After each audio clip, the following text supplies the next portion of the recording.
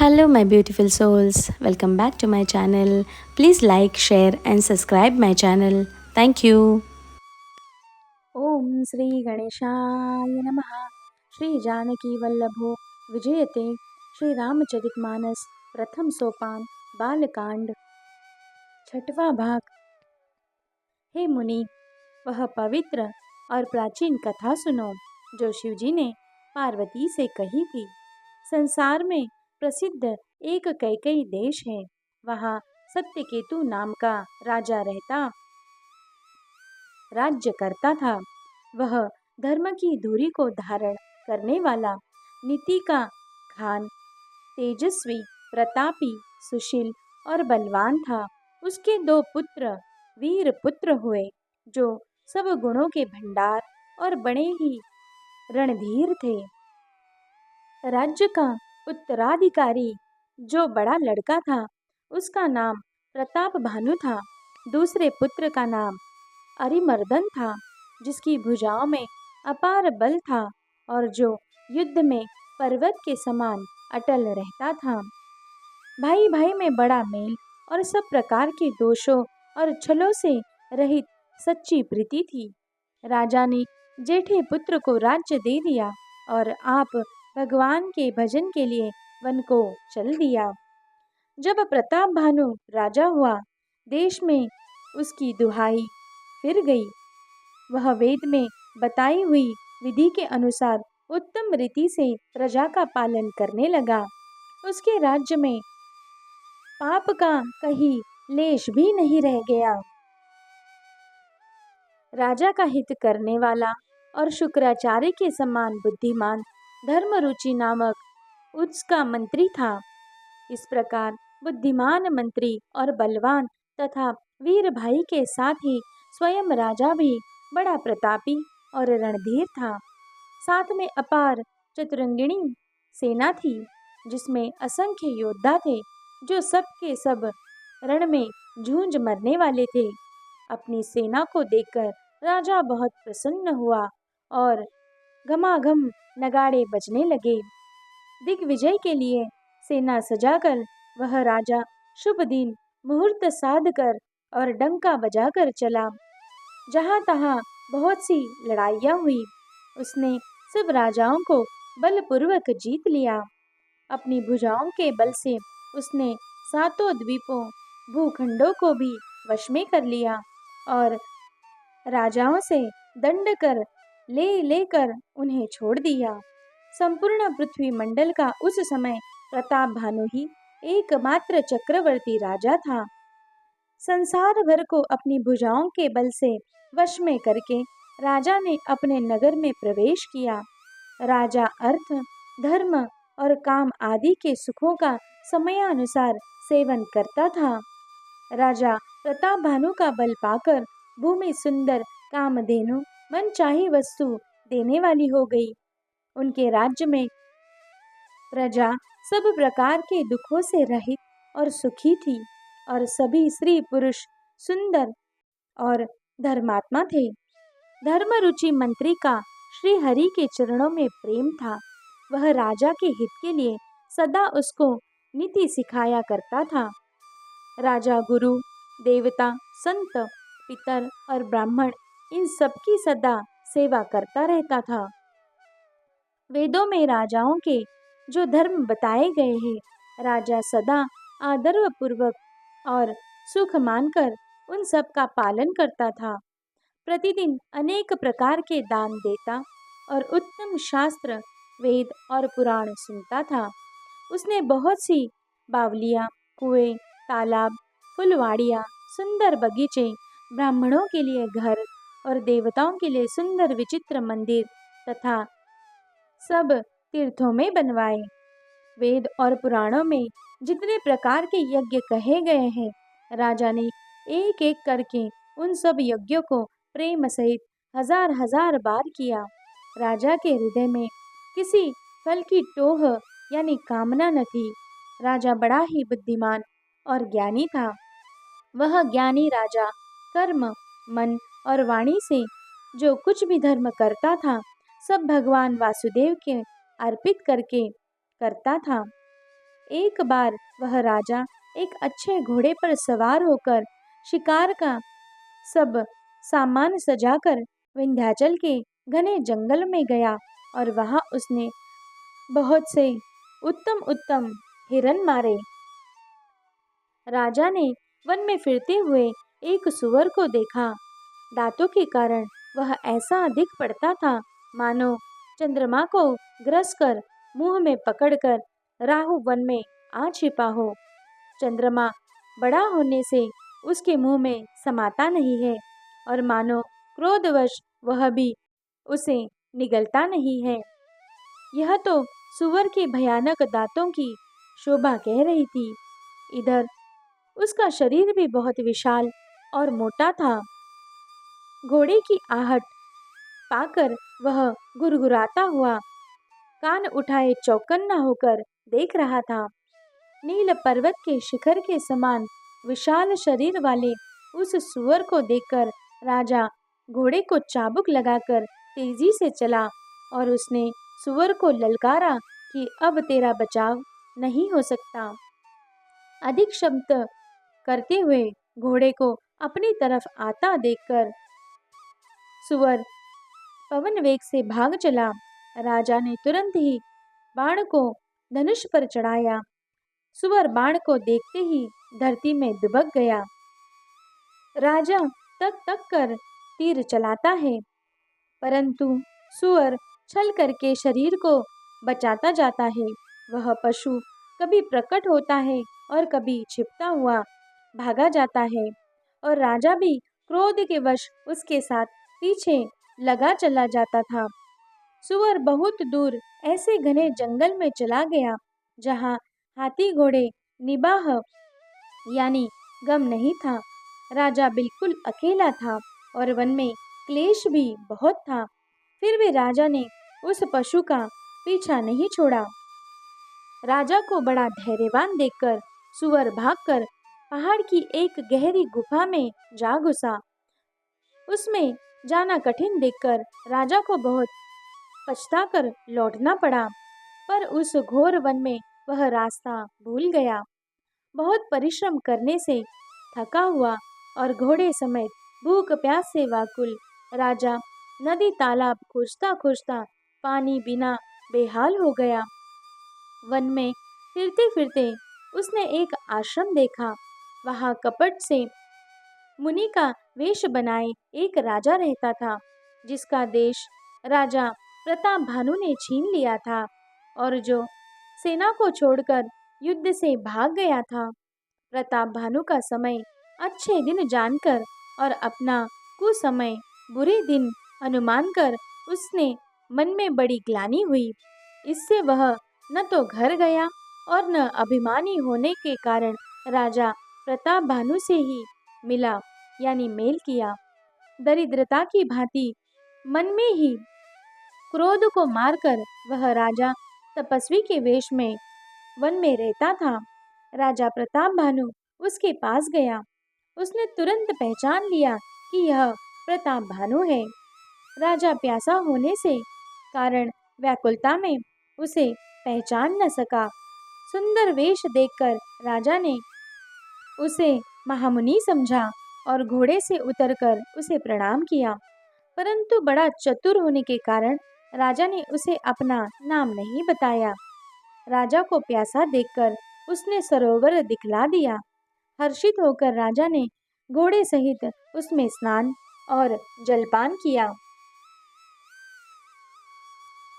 सारी थकावट मिट गई। राजा सुखी हो गया। तब तपस्वी उसे अपने आश्रम में ले गया और सूर्यास्त तक का समय जानकर उसने राजा को बैठने के लिए आसन दिया। फिर वह तपस्वी कोमल वाणी से बोला, तुम कौन हो? सुंदर युवक होकर जीवन की परवाह न करके वन में अकेले क्यों फिर रहे हो? तुम्हारे चक्रवर्ती राजा के लक्षण से देखकर मुझे बड़ी दया आती है। राजा ने कहा, हे मुनीश्वर, सुनिए, प्रताप भानु नाम का एक राजा है। मैं उसका मंत्री हूँ। शिकार के लिए फिरते हुए राह भूल गया हूँ। बड़े भाग्य से यहाँ आकर मैंने आपके चरणों के दर्शन पाए हैं। हमें आपका दर्शन दुर्लभ था, इसे जान पड़ता है कुछ भला होने वाला है। मुनि ने कहा, हे तात, अंधेरा हो गया है। तुम्हारा नगर यहाँ से 70 योजन पर है। हे सुजान, सुनो, घोर अंधेरी रात है, घना जंगल है, रास्ता नहीं है। ऐसा समझकर तुम आज यही ठहर जाओ, सवेरा होते ही चले जाना। तुलसीदास जी कहते हैं, जैसी भवितव्यता होना पर होती है, वैसी ही सहायता मिल जाती है। या तो वह आप ही उसके पास आती है या उसको वहां ले जाती है। हे नाथ, बहुत अच्छा। ऐसा कहकर और उसकी आज्ञा सिर चढ़ाकर घोड़े को वृक्ष से बांधकर राजा बैठ गया। राजा ने उसकी बहुत प्रकार से प्रशंसा की और उसके चरणवंदों की वंदना करके अपने भाग्य की सराहना की। फिर सुंदर कोमल वाणी से कहा, हे प्रभु, आपको पिता जानकर ही मैं ठिगाई करता हूँ। हे मुनीश्वर, मुझे अपना पुत्र और सेवक जानकर आप अपना नाम धाम विस्तार से बतलाइए। राजा ने उसको नहीं पहचाना, पर वह राजा को पहचान गया था। राजा तो शुद्ध हृदय था और वह कपट करने में चतुर था। एक तो वैरी, फिर जाति का क्षत्रिय, फिर राजा। वह छल बल से अपना काम बनाना चाहता था। वह शत्रु अपने राज्य सुख को समझ करके स्मरण करके दुखी था। उसकी छाती कुम्हार के आवे की आग की तरह भीतर ही भीतर सुलग रही थी। राजा के सरल वचन कान से सुनकर अपने वैर को याद कर वह हृदय में हर्षित हुआ। वह कपट में डुबोकर बड़ी युक्ति के साथ कोमल वाणी बोला, अब हमारा नाम भिखारी है, क्योंकि हम निर्धन और अनिकेतन यानी घर द्वारहीन है। राजा ने कहा, जो आपके सदृश विज्ञान के निधान और सर्वथा अभिमान रहित तो होते हैं, वे अपने स्वरूप को सदा छिपाते हैं, क्योंकि कुवेश बनाकर रहने में ही सब तरह का कल्याण है। प्रकट संत वेशों में मान होने की संभावना है और मान से पतन की। इसी से तो संत और वेद पुकार कर कहते हैं कि परम अकिंचन यानी सर्वथा अहंकार, ममता और मान रहित ही भगवान को प्रिय होते हैं। आप सरीखे निर्धन, भिखारी और गृहहीनों को देखकर ब्रह्मा और शिवजी को भी संदेह हो जाता है कि वे वास्तविक संत है या भिखारी। आप जो सो हो, अर्थात जो कोई भी हो, मैं आपके चरण में नमस्कार करता हूँ। हे स्वामी, अब मुझ पर कृपा कीजिए। अपने ऊपर राजा की स्वाभाविक प्रीति और अपने विषय में उसका अधिक विश्वास देखकर सब प्रकार से राजा को अपने वश में करके अधिक स्नेह दिखाता हुआ वह कपटी तपस्वी बोला, हे राजन, सुनो, मैं तुमसे सत्य कहता हूँ, मुझे यहाँ रहते बहुत समय बीत गया।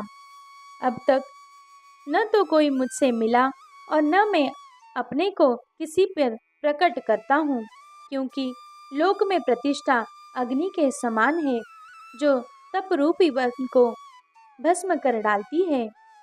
तुलसीदास जी कहते हैं, सुंदर वेश देखकर मूढ़ नहीं, मूढ़ तो मूढ़ ही है।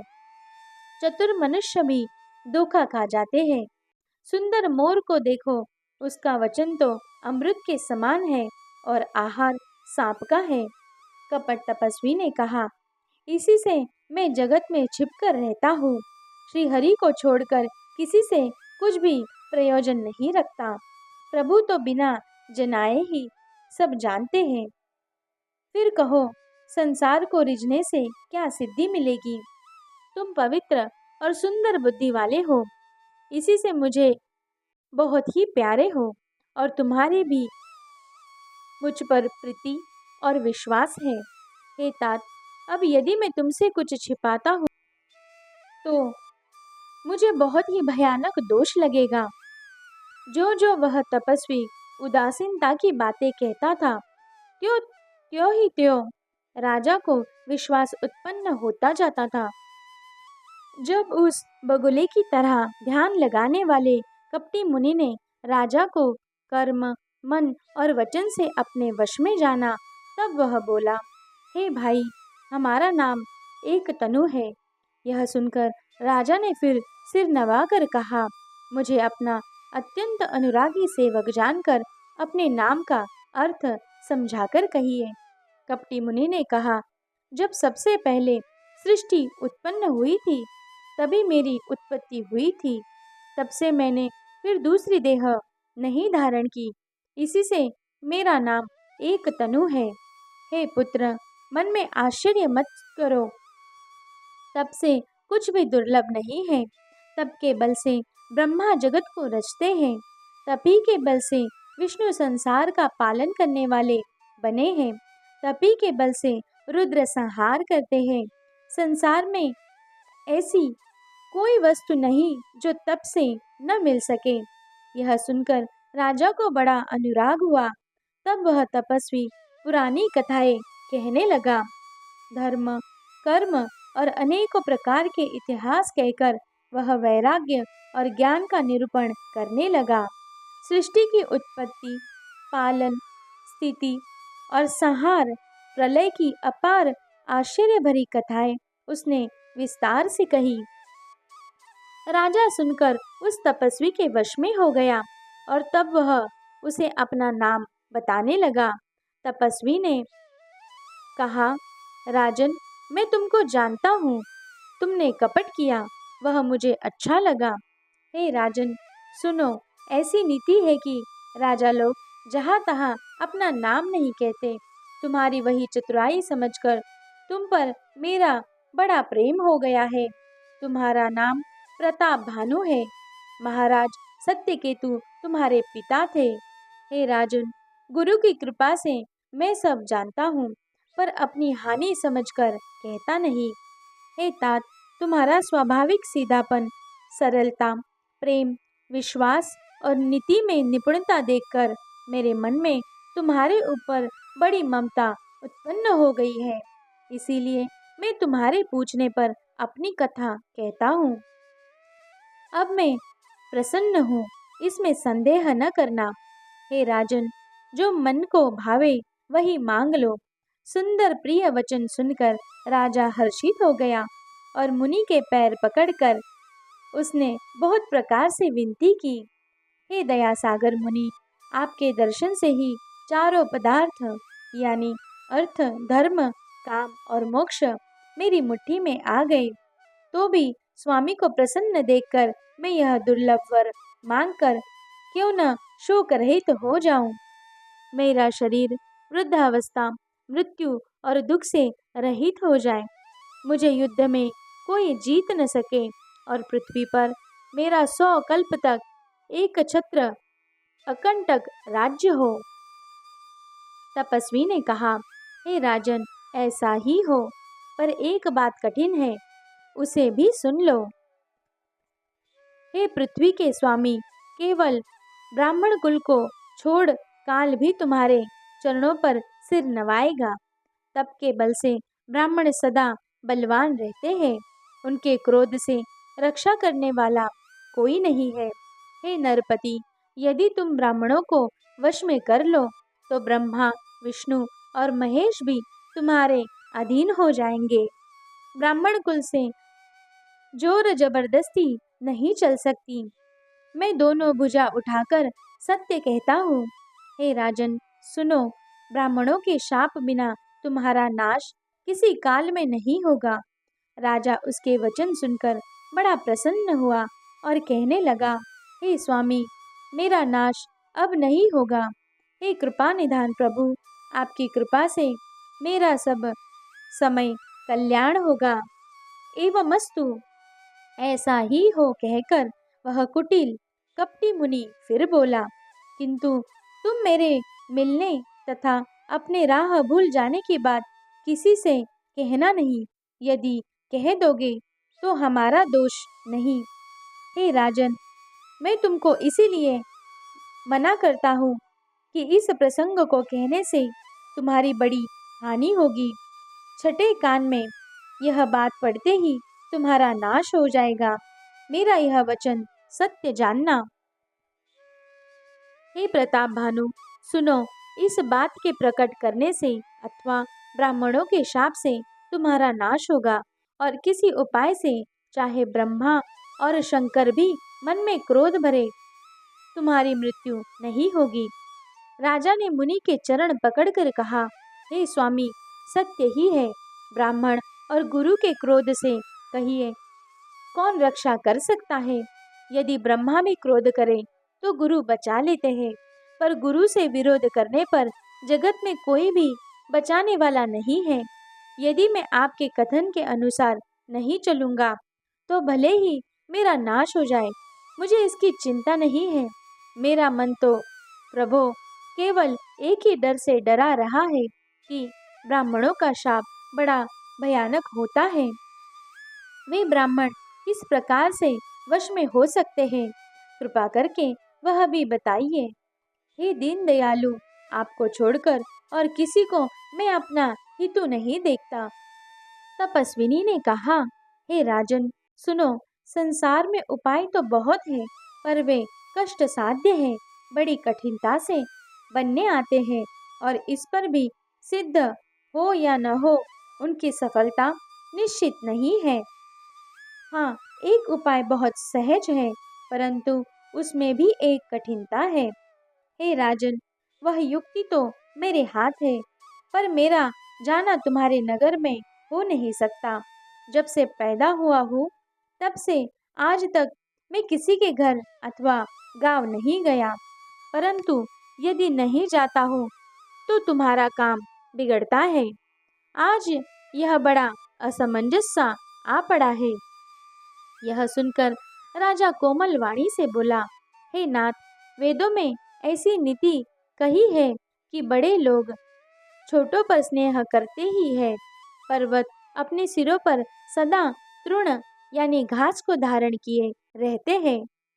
अगाध समुद्र अपने मस्तक पर फेने को धारण करता है और धरती अपने सिर पर सदा धूलि को धारण करती रहती है।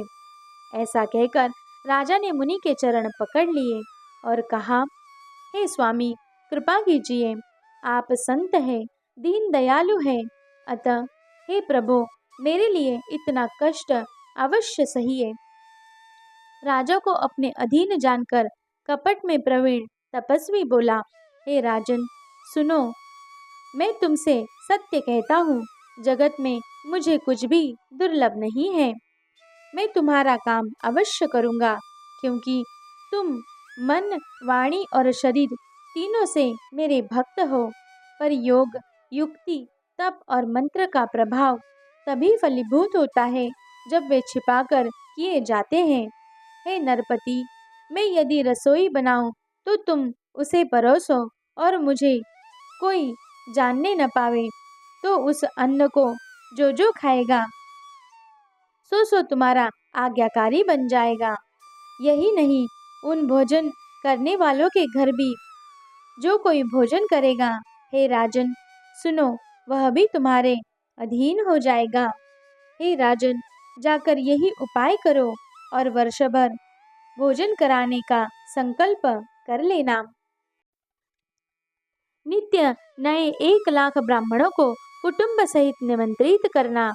मैं तुम्हारे संकल्प के काल अर्थात 1 वर्ष तक प्रतिदिन भोजन बना दिया करूँगा। हे राजन, इस प्रकार बहुत ही थोड़े परिश्रम से सब ब्राह्मण तुम्हारे वश में हो जाएंगे। ब्राह्मण हवन, यज्ञ और सेवा पूजा करेंगे तो उस प्रसंग संबंध से देवता भी सहज ही वश में आ जाएंगे। मैं एक और पहचान तुमको बताए देता हूँ कि मैं इस रूप में कभी न आऊँगा। हे राजन, मैं अपनी माया से तुम्हारे पुरोहित को हर लाऊंगा।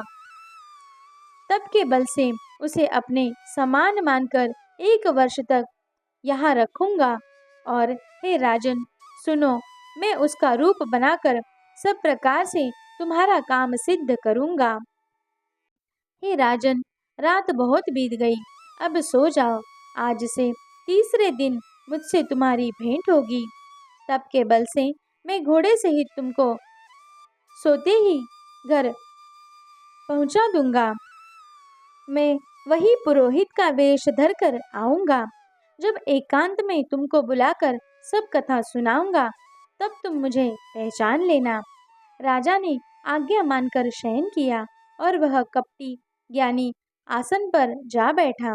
राजा थका था, उसे खूब गहरी नींद आ गई, पर वह कपटी कैसे सोता, उसे तो बहुत चिंता हो रही थी। उसी समय वहां कालकेतु राक्षस आया, जिसने सुअर बनाकर राजा को भटकाया था। वह तपस्वी राजा का बड़ा मित्र था और खूब छल प्रपंच जानता था। उसके 100 पुत्र और 10 भाई थे, जो बड़े ही दुष्ट, किसी से न जीतने वाले और देवताओं को दुख देने वाले थे। ब्राह्मणों, संतों और देवताओं को दुखी देखकर राजा ने उन सबको पहले ही युद्ध में मार डाला था।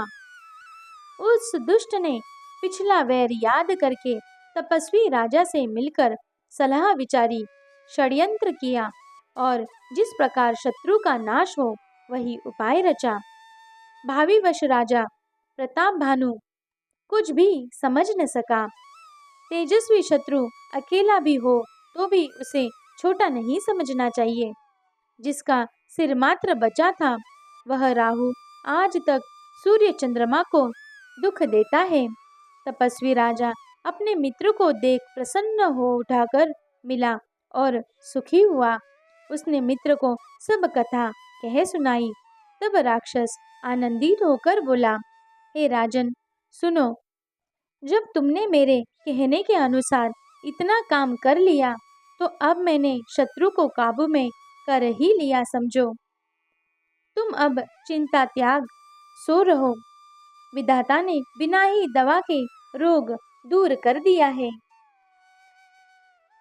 कुल सहित शत्रु को जड़मूल से उखाड़ कर बहाकर आज से चौथे दिन मैं तुमसे आ मिलूंगा।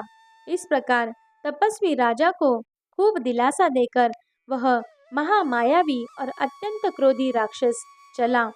उसने प्रताप भानु राजा को घोड़े सहित क्षण भर में घर पहुंचा दिया। राजा को रानी के पास सुलाकर घोड़े को अच्छी तरह से घुड़साल में बांध दिया। फिर वह राजा के पुरोहित को उठा ले आया और माया से उसकी बुद्धि को भ्रम में डालकर उसे उसने पहाड़ी की खो में ला रखा। वह आप पुरोहित का रूप बनाकर उसकी सुंदर सेज पर जा लेटा। राजा सबेरा होने से पहले ही जागा और अपना घर देखकर उसके मन में बड़ा ही आश्चर्य माना। मन में मुनि की महिमा का अनुमान करके वह धीरे से उठा, जिसमें रानी न जान पावे। फिर उसी घोड़े पर चढ़कर वन को चला गया। नगर के किसी भी स्त्री पुरुषों ने नहीं जाना। दोपहर बीत जाने पर राजा आया। घर घर उत्सव होने लगे और बधवा बजने लगा। जब राजा ने पुरोहित को देखा, तब वह अपने उसी कार्य का स्मरण कर उसे आश्चर्य से देखने लगा। राजा के 3 दिन युग के समान बीते। उसकी बुद्धि कपटी मुनि के चरणों में लगी रही। निश्चित समय जानकर पुरोहित बना राक्षस आया और राजा के साथ ही हुई गुप्त सलाह के अनुसार उसने अपने सब विचार उसे समझाकर कह दिए। संकेत के अनुसार गुरु को उस रूप में पहचान कर राजा प्रसन्न हुआ। ब्रह्मवश उसे चेत न रहा कि यह तापस मुनि है या कालकेतु राक्षस। उसने तुरंत ही 1 लाख उत्तम ब्राह्मणों को कुटुंब सहित आमंत्रण दे दिया। पुरोहित ने 6 रस और 4 प्रकार के भोजन, जैसा कि वेदों में वर्णन है, बनाए। उसने मायामयी रसोई तैयार की और इतने व्यंजन बनाए जिन्हें कोई गिन नहीं सकता। अनेक प्रकार के पशुओं का मांस पकाया और उसमें उन दुष्ट ने ब्राह्मणों का मांस मिला दिया। सब ब्राह्मणों को भोजन के लिए बुलवाया और चरण धोकर आदर सहित बैठाया। जो ही राजा परोसने लगा, उसी काल केतु कृत आकाशवाणी हुई। हे ब्राह्मणों, उठ उठ कर अपने घर जाओ, यह अन्न मत खाओ, इसके खाने में बड़ी हानि है। रसोई में ब्राह्मणों का मांस बना है। आकाशवाणी का विश्वास मानकर सब ब्राह्मण उठ खड़े हुए। राजा व्याकुल हो गया, परंतु उसकी बुद्धि मोह में भूली हुई थी। होनाहारवश उसके मुंह से एक बात भी न निकली। तब ब्राह्मण क्रोध सहित बोल उठे। उन्होंने कुछ भी विचार नहीं किया। अरे मूर्ख राजा, तू जाकर परिवार सहित राक्षस हो। हे नीच क्षत्रिय, तूने तो परिवार सहित ब्राह्मणों को बुलाकर उन्हें नष्ट करना चाहा था। ईश्वर ने हमारे धर्म की रक्षा की, अब तू परिवार सहित नष्ट होगा। 1 वर्ष के भीतर तेरा नाश हो जाए। तेरे कुल में कोई पानी देने वाला तक न रहेगा। शाप सुनकर राजा भय के मारे अत्यंत व्याकुल हो गया। फिर सुंदर आकाशवाणी हुई। हे ब्राह्मणों, तुमने विचार कर शाप नहीं दिया। राजा ने कुछ भी अपराध नहीं किया। आकाशवाणी सुनकर सब ब्राह्मण चकित हो गए। तब राजा वहां गया जहां भोजन बना था। देखा तो वहां न भोजन था, न रसोइया ब्राह्मण ही था। तब राजा मन में अपार चिंता करता हुआ लौटा। उसने ब्राह्मणों को सब वृत्तांत सुनाया और बड़ा ही भयभीत और व्याकुल होकर वह पृथ्वी पर गिर पड़ा। हे राजन, यद्यपि तुम्हारा दोष नहीं है, तो भी होनहार नहीं मिटता। ब्राह्मणों का शाप बहुत ही भयानक होता है। यह किसी तरह भी टाले टल नहीं सकता। ऐसा कहकर सब ब्राह्मण चले गए। नगरवासियों ने जब यह समाचार पाया, तो वे चिंता करने और विधाता को दोष देने लगे। जिसने हंस बनाते बनाते कौवा कर दिया, ऐसे पुण्यात्मा राजा को देवता बनना चाहिए था, सो राक्षस बन गया। पुरोहित को उसके घर पहुंचाकर असुर कालकेतु ने कपटी तपस्वी को खबर दी। उस दुष्ट ने जहां तहां पत्र भेजे, जिससे सब वैरी राजा सेना सजा सजा कर चढ़ दौड़े और उन्होंने डंका बजाकर नगर को घेर लिया। नित्य प्रति अनेक प्रकार से लड़ाई होने लगी। प्रताप भानु के सब योद्धा शूरवीरों की करनी करके रण में जूझ मरे। राजा भी भाई सहित खेत रहा। सत्यकेतु के कुल में कोई नहीं बचा। ब्राह्मणों का शाप झूठा कैसे हो सकता था। शत्रु को जीतकर नगर को फिर से बसाकर सब राजा विजयी और यश पाकर अपने अपने नगर को चले गए। याज्ञवल्क्य जी कहते हैं, हे भरद्वाज, सुनो, विधाता जब जिसके विपरीत होते हैं, तब उसके लिए धूल सुमेरु पर्वत के समान भारी और कुचल डालने वाली, पिता यम के समान काल रूप और रस्सी सांप के समान काट खाने वाली हो जाती है। हे मुनि, सुनो, समय पाकर वही राजा परिवार सहित रावण नामक राक्षस हुआ। उसके 10 सिर और 20 भुजाएं थी और वह बड़ा ही प्रचंड शूरवीर था। अरिमर्दन नामक जो राजा का छोटा भाई था, वह बल का धाम कुंभकर्ण हुआ। उसका जो मंत्री था, जिसका नाम धर्मरुचि था, वह रावण का सौतेला छोटा भाई हुआ। उसका विभीषण नाम था, जिसे सारा जगत जानता है। वह विष्णु भक्त और ज्ञान विज्ञान का भंडार था। और जो राजा के पुत्र और सेवक थे, वे सभी बड़े भयानक राक्षस हुए। वे सब अनेकों जाति के मनमाना रूप धारण करने वाले, दुष्ट, कुटिल, भयंकर, विवेक रहित, निर्दयी, हिंसक, पापी और संसार भर को दुख देने वाले हुए। उसका वर्णन नहीं हो सकता। यद्यपि वे पुलस्त ऋषि के पवित्र, निर्मल और अनुपम कुल में उत्पन्न हुए, तथापि ब्राह्मणों के शाप के कारण वे सब पाप रूप हुए।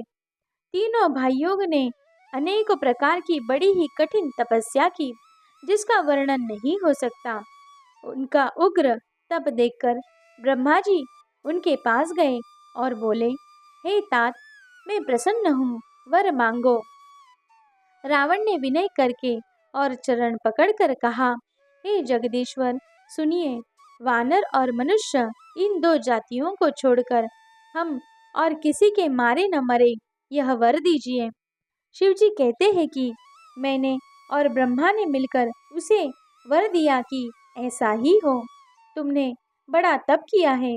फिर ब्रह्मा जी कुंभकर्ण के पास गए। उसे देखकर उनके मन में बड़ा आश्चर्य हुआ।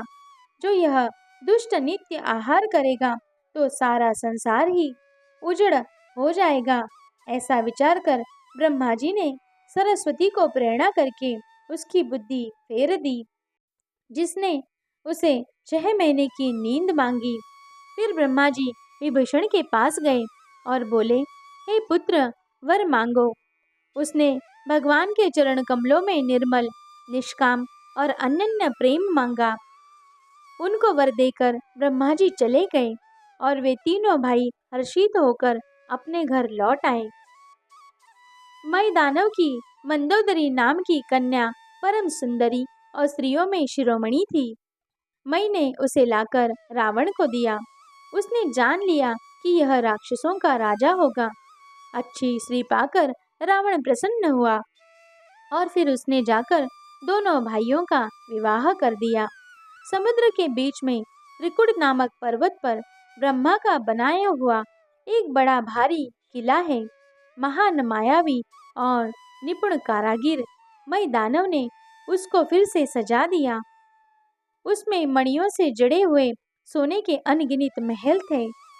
जैसे नागकुल के रहने की पाताललोक में भोगावतीपुरी है और इंद्र के रहने की स्वर्गलोक में अमरावतीपुरी है, उसने भी अधिक सुंदर और बांका हुआ दुर्ग था। जगत में उसका नाम लंका प्रसिद्ध हुआ। उसे चारों ओर से समुद्र की अत्यंत गहरी खाई घेरे हुए उस दुर्ग के मणियों से जड़ा हुआ सोने का मजबूत परकोटा है, जिसकी कारीगरी का वर्णन नहीं किया जा सकता। भगवान की प्रेरणा से जिस कल्प में जो राक्षसों का राजा रावण होता है, वह शूर, पराक्रमी, अतुलनीय बलवान अपनी सेना सहित उस पुरी में बसता है। पहले वहाँ बड़े बड़े योद्धा राक्षस रहते थे। देवताओं ने उन सबको युद्ध में मार डाला। अब इंद्र की प्रेरणा से वहाँ कुबेर के 1 करोड़ रक्षक यक्ष लोग रहते हैं। रावण को कहीं ऐसी खबर मिली, तब उसने सेना सजाकर किले को जा घेरा। उसे बड़े विकट योद्धा और उसकी बड़ी सेना को देखकर यक्ष अपने प्राण लेकर भाग गए। तब रावण में घूम फिरा कर सारा नगर देखा। उसकी स्थान संबंधी चिंता मिट गई और उसे बहुत ही सुख हुआ।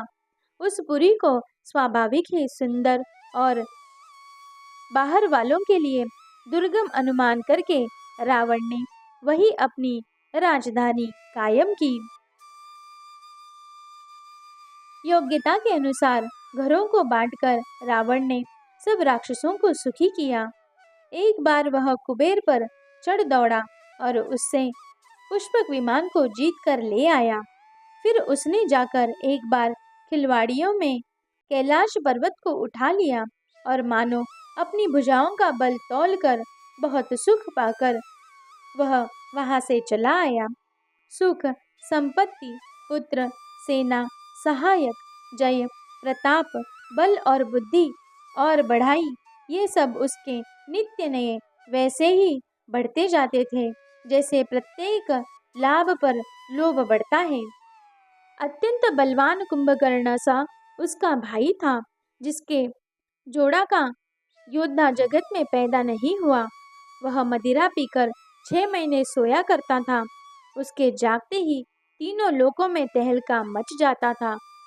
यदि वह प्रतिदिन भोजन करता, तब तो संपूर्ण विश्व शीघ्र ही चौपट यानी खाली हो जाता। रणधीर ऐसा था कि जिसका वर्णन नहीं किया जा सकता। लंका में उसके ऐसे असंख्य बलवान वीर थे। मेघनाद रावण का बड़ा लड़का था, जिसका जगत में योद्धाओं में पहला नंबर था। रण में कोई भी उसका सामना नहीं कर पाता था। स्वर्ग में तो उसके भय से नित्य भगदड़ मची रहती थी। इनके अतिरिक्त दुर्गम, अकंपन, वज्रदंतु, धूमकेतु और अतिकाय आदि ऐसे अनेक योद्धा थे जो अकेले ही सारे जगत को जीत सकते थे। सभी राक्षस मनमाना रूप बना सकते थे और आसुरी माया जानते थे। उनके दया धर्म स्वप्न भी नहीं था। एक बार सभा में बैठे हुए रावण ने अपने अगणित परिवार को देखा। पुत्र, पौत्र, कुटुंबी और सेवक ढेर के ढेर थे। सारी राक्षसों की जातियों को गिन ही कौन सकता था। अपनी सेना को देखकर स्वभाव से ही अभिमानी रावण क्रोध और गर्व में सनी हुई वाणी बोला, हे समस्त राक्षसों के दलों, सुनो, देवता गण हमारे शत्रु हैं। वे सामने आकर युद्ध नहीं करते, बलवान शत्रु को देखकर भाग जाते हैं। उनका मरण एक ही उपाय से हो सकता है। मैं समझाकर कहता हूँ, अब उसे सुनो। उनके बल को बढ़ाने वाला ब्राह्मण भोजन, यज्ञ, हवन और श्राद्ध, इन सब में जाकर तुम बाधा डालो। भूख से दुर्बल और बलहीन होकर देवता सहज में ही आ मिलेंगे, तब उनको मैं मार डालूंगा, अथवा भली भांति आपके अधीन करके सर्वथा पराधीन करके छोड़ दूंगा। फिर उसने मेघनाद को बुलवाया और शिखा पढ़ाकर उसके बल और देवताओं के प्रति वैर भाव को उत्तेजना दी। फिर कहा, हे पुत्र, जो देवता रण में धीर और बलवान है और जिन्हें लड़ने का अभिमान है, उन्हें युद्ध में जीतकर बांध लाना। बेटे ने उठकर पिता की आज्ञा को शिरोधार्य किया। इसी तरह उसने सबको आज्ञा दी कि आप भी हाथ में गदा लेकर चल दिया। रावण के चलने से पृथ्वी डगमगाने लगी और उसकी गर्जना से देवर मणियों के गर्भ गिरने लगे। रावण को क्रोध सहित आते हुए सुनकर देवताओं ने सुमेरु पर्वत की गुफाएं तकी। भागकर सुमेरु की गुफाओं में आश्रय लिया। दिक्पालों के सारे सुंदर लोगों को रावण ने सुना पाया। वह बार बार भारी सिंह गर्जना करके देवताओं को ललकार ललकार कर गालियां देता था। रण के मध्य में मतवाला होकर वह अपनी जोड़ी का योद्धा खोजता हुआ जगत भर में दौड़ता फिरता, परंतु उसे ऐसा योद्धा कहीं नहीं मिला। सूर्य, चंद्रमा, वायु, वरुण, कुबेर, अग्नि, काल और यम आदि सब अधिकारी, किन्नर, सिद्ध, मनुष्य, देवता और नाग, सभी के पीछे वह हठपूर्वक पड़ गया। किसी को भी उसने शांतिपूर्वक नहीं बैठने दिया। ब्रह्मा जी की सृष्टि में जहाँ तक शरीरधारी स्त्री पुरुष थे, सभी रावण के अधीन हो गए। डर के मारे सब उसकी आज्ञा का पालन करते थे और नित्य आकार नम्रतापूर्वक उसके चरण में सिर नवाते थे। उसने भुजाओं के बल से सारे विश्व को वश में कर लिया, किसी को स्वतंत्र नहीं रहने दिया। इस प्रकार मंडलीक राजाओं का शिरोमणि सार्वभौम सम्राट रावण ने इच्छानुसार राज्य करने लगा।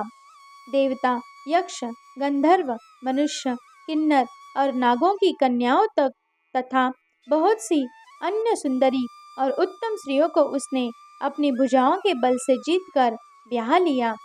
मेघनाद से उसने जो कुछ कहा, उसे उसने मेघनाद ने मानो पहले से ही कर रखा था, अर्थात रावण के कहने भर ही देर थी।